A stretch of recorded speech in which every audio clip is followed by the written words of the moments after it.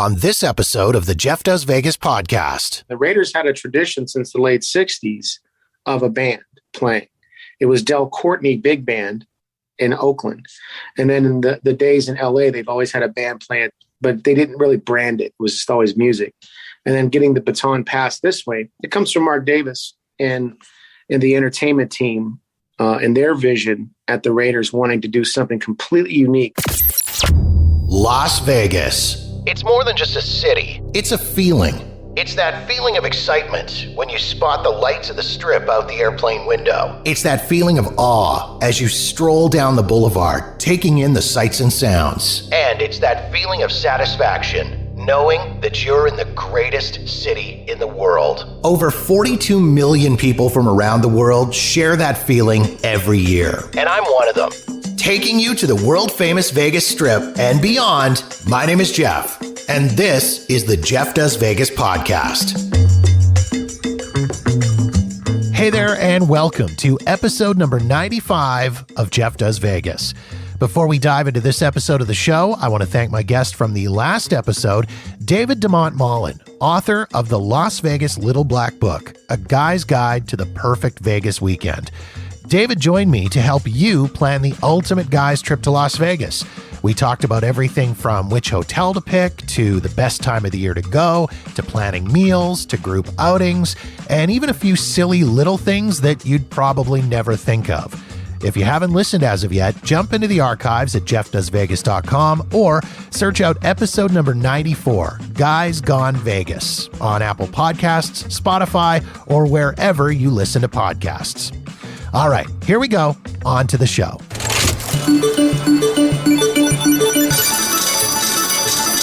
My special guest for this episode of the podcast is David Perrico.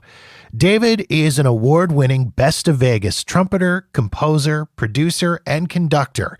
And if you've ever spent time in the legendary Cleopatra's Barge at Caesar's Palace, there is a very good chance that you've seen him performing with his Pop Strings Orchestra, in which he takes some of the best musicians in Las Vegas and fuses together the genres of popular music and classical music.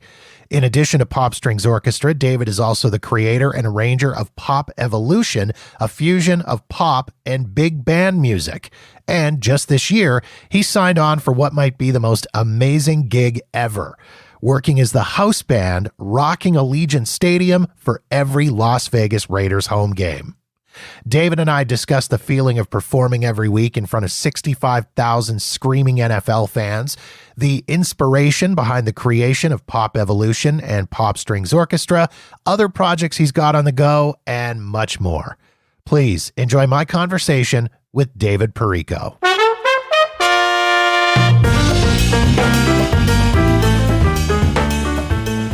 My father is a saxophone player, and in fourth grade, he had a clarinet and a saxophone. So I was going to start on clarinet. I went to school with the clarinet, and there weren't any trumpet players in the band. And the band director handed me a trumpet. He said, "Why don't you try this?" And I said, "Nah, I got my own clarinet here." And he says, "Why don't you try it? Why don't you try it?" And I said, "Okay." So the rest is mystery. So it was almost peer pressure that put you into the trumpet. Pretty much, yeah. You know, I play piano and drums as well, but as a composer arranger, I play piano. But yeah, the trumpet is my first, and that's my main instrument. And so you mentioned that your dad was musically inclined and played saxophone and such. I know this is kind of a common thread amongst a lot of my Vegas entertainment pals. They all come from very musical families, very musical backgrounds. So I assume that was a huge influence on you as well. Yeah, my dad played saxophone on my dad's side, and on my mom's side, my grandfather was a professional guitar player. On my mom's side is a Croatian background. My dad's side is Italian. So my grandfather played what you call, it's very ethnic. It's called tamburizza music, and he was a guitar player in those groups. So I did have some musical background in my family. Italian and Croatian, that's two very passionate ethnic backgrounds. Very, very much so. Yeah. I would imagine family growing up was probably a very, very interesting time. You had some interesting family gatherings. Absolutely. Yeah. The best of both worlds, in my opinion. Let's talk about the road to Las Vegas and what originally brought you to Las Vegas. How long have you been in Vegas now? I moved to Vegas 2004 in the summer, in August 2004. And I was offered a full scholarship to do my graduate work for a master's degree in composition and writing. And at that time, 9/11 we were still feeling the effects from that, and not much was happening. I had spent 10 years basically on the road, touring with the Tommy Dorsey Orchestra and some cruise ships. So after 9/11, I kind of went back to Youngstown, Ohio, which is my hometown. And I finished my bachelor's degree there, and then decided to, and then I was offered a full scholarship for a master's degree out here, which I did. I completed in 2006. And so then after you completed that master's degree, were you basically just jumping right into gigs and right into getting out and performing around town? Yeah, it was interesting because, being in the university, you start getting really connected to, a lot of musicians. And the professor there, the director of jazz studies, David Loeb, who brought me, offered me the scholarship and everything.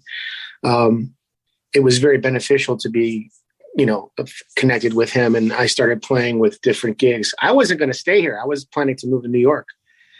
And I started playing with Gladys Knight and James Darren, Frankie Avalon, and shows that would come in. And then I started playing with Donnie and Marie and Cirque du Soleil, Viva Elvis, and then, a lot of different shows and other bands in town and corporate events. So yeah, Vegas has been very good to me. A lot of things kept lining up. So when things line up, you just kind of go with the flow. It's interesting that you mentioned that, because that does seem to be a very common thread with a lot of people that I've talked to who have moved to Vegas for something specific, whether it was to, like yourself, go to university, or they've come to town for a specific gig.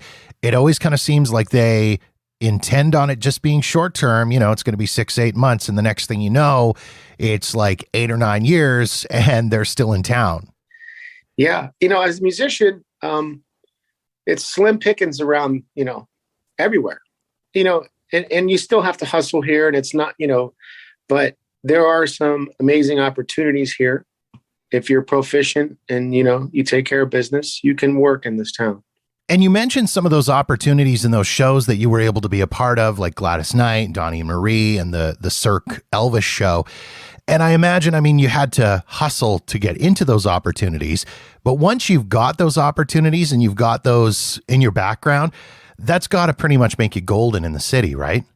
Yeah, it certainly helps the resume, and it helps your, your referral, being able to, it's just like anything else. You have to deliver. You're only as good as your next performance, your next note.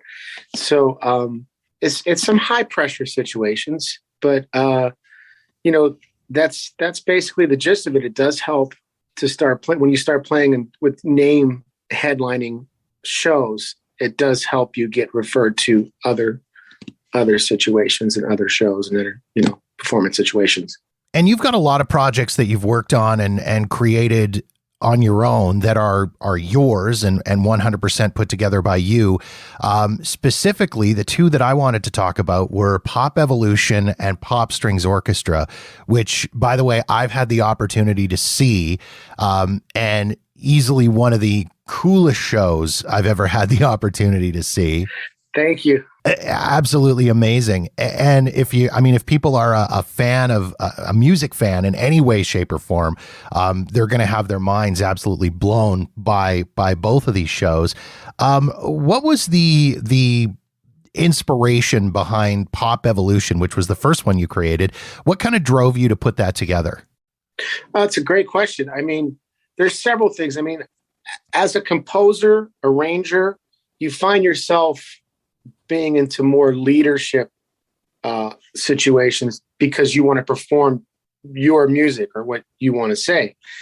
So, but my background, going back, I've always been a huge fan of the big bands. I grew up listening to Tommy Dorsey, Glenn Miller, Frank Sinatra, Count Basie, Duke Ellington, and then traveling with the Tommy Dorsey Orchestra. I just always loved the big band sound. So I thought, let me do the big band format, but I'm going to write all contemporary, or let's just say popular music. So I took Van Halen, Motley Crue, Foreigner, Rush, etc., and I arranged it for the big band. And I just kind of did it as a kicks thing. And then one of the entertainment directors at the South Point really liked it, and he says, "Why don't we put that up here?" And that's how Pop Evolution started. It started as a show band. You could dance to it, but it was basically a show. And the crux of it was, the uniqueness of it was this big band playing Motley Crue. So that was exciting for me. And of course, there's so many great musicians in town. And that's, to your other question, when you start playing on these other jobs and gigs and shows, you meet all these other musicians. And then, it's just like a baseball team, football team. You just start, what's my fantasy football team? And you kind of put it together. So that's how Pop Evolution started. And at the time that you initially put this together, that whole idea of fusing pop music with another genre, such as big band, that wasn't really a thing, was it? I mean, it's since become a popular thing, and you can find a lot of different covers. If you jump on YouTube or wherever online, you can find a lot of different covers in that style. But at the time that you created Pop Evolutions, it really was quite unique, wasn't it? Yeah, I'd like to say so. I mean, there's always been bands playing a version of a pop song. And if you go back to the 40s, and the Harry James and the Tommy Dorseys and Glenn Miller, they were just playing the music of the day. It wasn't like they were playing 1800s music. They were playing the popular music of the day. So that's basically how I approached it. Like, well, let's do this. But I didn't want it to sound like a jazz band trying to play pop. Like, I wanted it 100% authentic as I can get it. Like the real guitars, the real electric bass, the rockin' drums, and just put some horns on it, and 13 horns. So it was a unique, it is unique. And I think in Vegas, if you want to do your own thing in any facet or any arena, you have to offer something that's different or unique, because the town is constantly evolving and changing. So that's the one thing about Vegas. I would say Vegas makes you invent or initiate things that maybe weren't done before. You kind of touched on this idea of Vegas being a quote unquote small town. And I mean, obviously it's a big city, but when it comes to the entertainment community, it really is kind of this really tightly knit group where everybody knows everyone. It's always been very interesting to me. I've been going to Vegas consistently for the last 5 or 6 years now. And when you go out to shows and you go out to events, you see the same people all the time, whether they are performing or whether they're just there to support each other. And you get introduced to one person, and the next thing you know, you're introduced to 11 other people. So I would imagine working in the community, that is obviously a thing for you. And I would imagine it's also a big advantage for you. Yeah, Vegas is very unique in that way. It really is. It seems like everybody's rooting for everybody here. Whereas if you go to Broadway, or if you go to maybe LA or other situations, it's really cutthroat, which is fine. But the vibe here, to your point, is it really is a family here in the entertainment arena, for sure. And like I say, it seems like everybody is always rooting for everybody to do good. It's interesting that you say that, because I've heard that from so many other different performers who have said how much they enjoy Las Vegas for that, as opposed to, as you say, LA or New York, where you're not going to tell somebody else about a producer that might be looking for a performer for a show, because if you tell them about it, that means my chance of actually getting it is so much less. Did you find that when you got to Vegas and you started working, that was really refreshing for you? Yeah, I didn't notice it initially. I was just doing my thing, but the amount of support, and now with social media, social media wasn't so big when I moved here. And, let's just say last 10 years, really being able to reach out to, people and people supporting and, coming to shows are definitely unique to Vegas. So the next step after Pop Evolution was Pop Strings Orchestra, which, as I mentioned earlier, is the show that my wife and I got to see at the now sadly defunct Cleopatra's Barge over in Caesar's Palace. And it was recommended to us. You guys were recommended to us by this random couple. We were at another show at the Space, and we got talking with this couple, and they were asking us all the usual questions. Where are you from? What have you done? What have you got planned? And they said, you have to go see David Perrico, Pop Strings Orchestra at Caesar's Palace. They're on tomorrow night. You should go see them. So we did. And again, as I say, we were just absolutely blown away by the show. For those who may not be familiar with you, may not be familiar with the concept, fill us in. Tell me a little bit about Pop Strings Orchestra and what it all entails. Yeah. So basically, it's another spin on a big band. Pop Strings Orchestra is 14-piece. But the difference between Pop Strings and Pop Evolution is more of a concert show, whereas Pop Strings is a high energy, 2 hours straight, I would say, club dance show. But the uniqueness of it is, instead of horns or all the horn section, I have an all-female 7-piece string section. So you have, and it's a younger vibe too, except me. It's,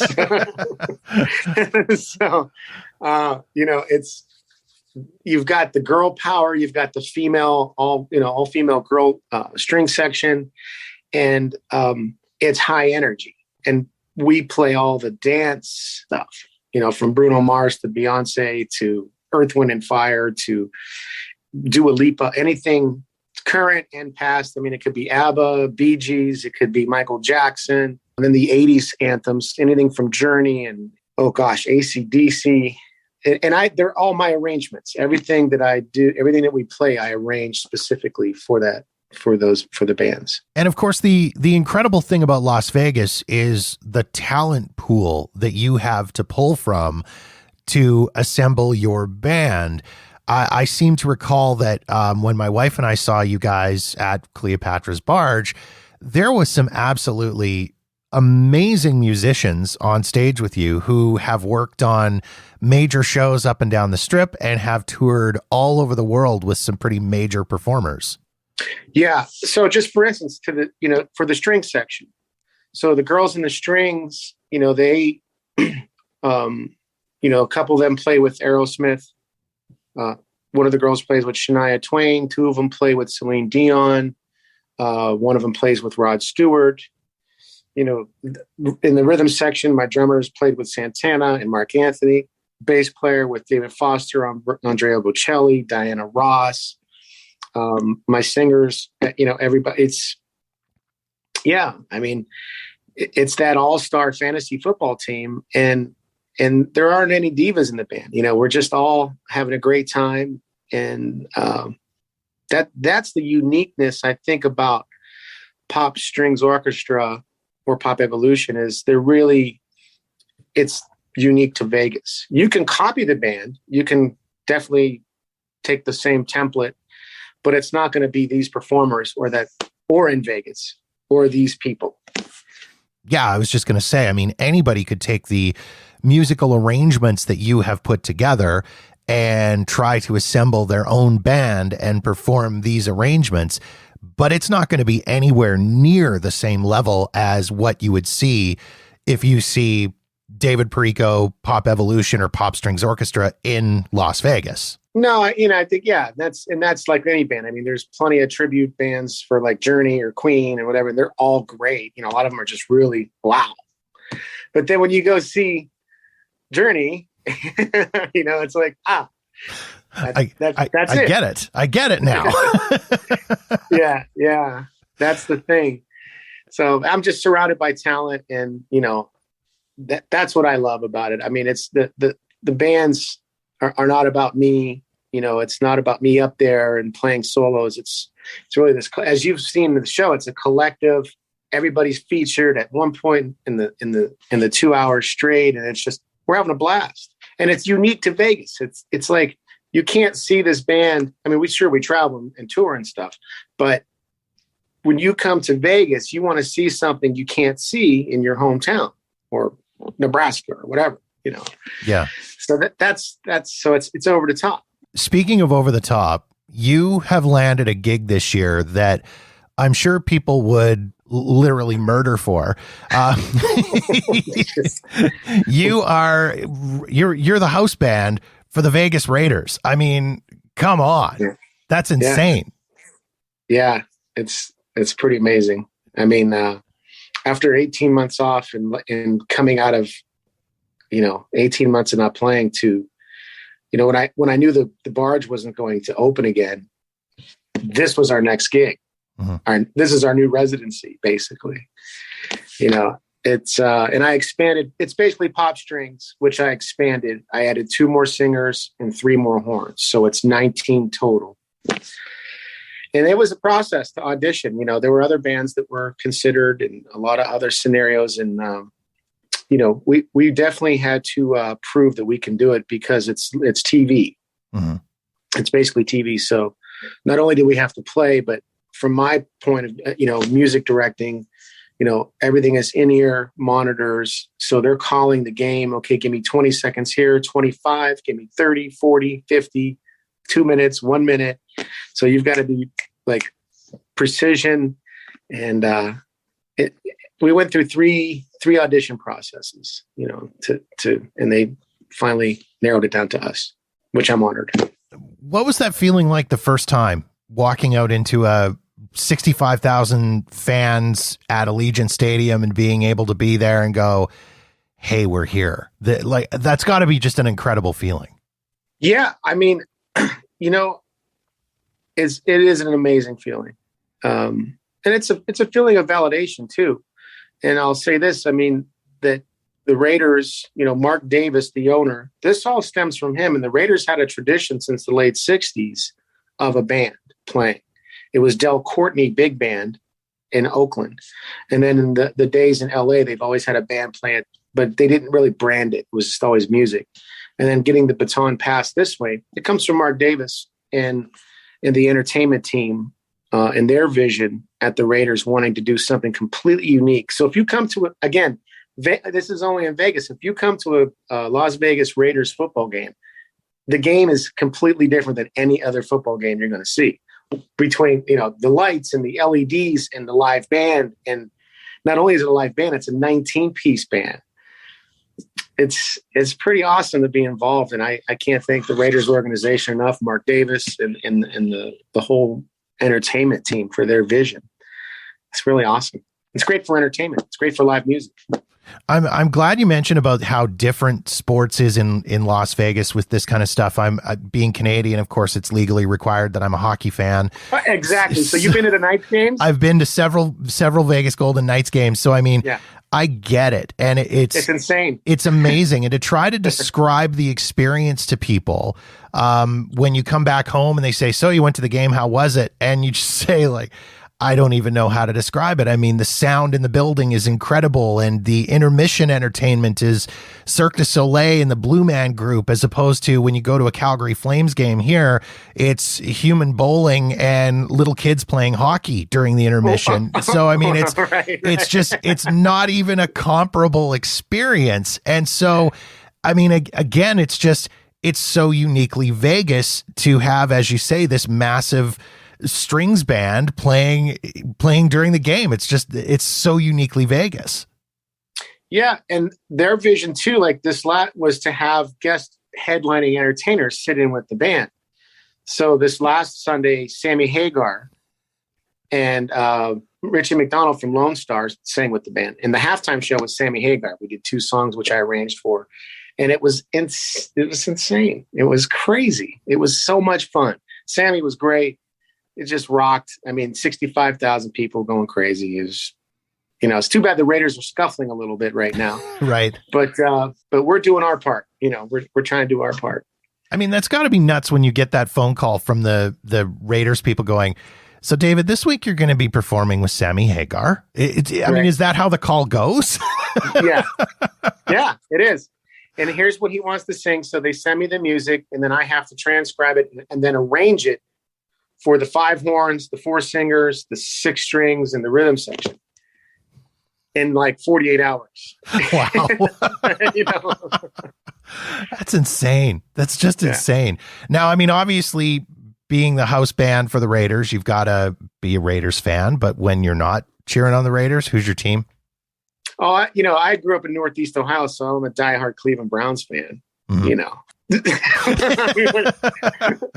What are you gonna do? Exactly. Yeah. What more can you say? I mean, you gotta. Do? Yeah. But yeah, I've adopted the Raiders, and the thing about the Raiders, and this all stems from the top, with Mark Davis. I mean, it really is a family style. It really is insular, but it is you feel, I've worked with so many different organizations and hotels and corporate properties, managements and stuff. And I got to say the level of professionalism, it's top flight across the board. And the immediate people that I work with are just amazing. Mm-hmm. Great people. What's next? I mean, obviously the Raiders are keeping you very busy with last minute Sammy Hagar arrangements. But I mean, you must have other projects on the go that you're working on, things that you've got in the works. Oh yeah. I mean, I produce, 10 different bands. 4 of them are working really steady now. My pop retro, pop 40, pop Latin, pop strings, obviously, some corporate work. And then I do have, this has been a labor of love. The last 3 years, I've been tracking and writing my Pop Symphonic, my newest project, Pop Symphonic, which is a 70-piece orchestra. Wow. So that recording, I'm going to probably release maybe January or February 2022. It's 10 original compositions. That's one of my babies, So that's one thing. And then, just we may find a new home. Whether it's Cleopatra's Barge, the band needs to be back out playing on weekends, in addition to the corporates and stuff like that. That's really where we cut our teeth and formed, really formed our whole identity and style. Mm-hmm. So that's basically it. Excellent. David, if people want to find you online, you of course are on the web and on social media. How can people reach you? Oh yeah. It's davidperricomusic.com. That's my website. Everything's on there, my calendar and all kinds of fun stuff. And then I'm also on Instagram, David Perrico. Excellent. David, thank you so much for jumping on today and chatting. I really do appreciate it. This is awesome. Oh, it's my pleasure.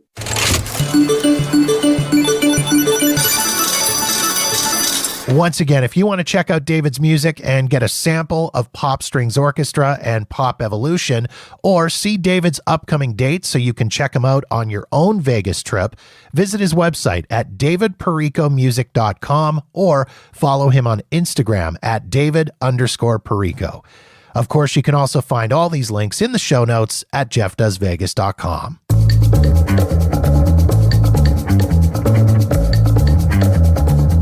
And that wraps up another episode of the Jeff Does Vegas podcast. If you've got feedback on this episode of the show, or any other episode for that matter, or you've got suggestions and ideas for topics you'd like me to cover on the podcast, please feel free to reach out to me via Facebook, Twitter, or Instagram at Jeff Does Vegas, or drop me an email directly at jeff@jeffdoesvegas.com. In the meantime, thank you so much for checking out the show. Be sure to follow us wherever you get your podcasts so you'll know the moment new episodes are available.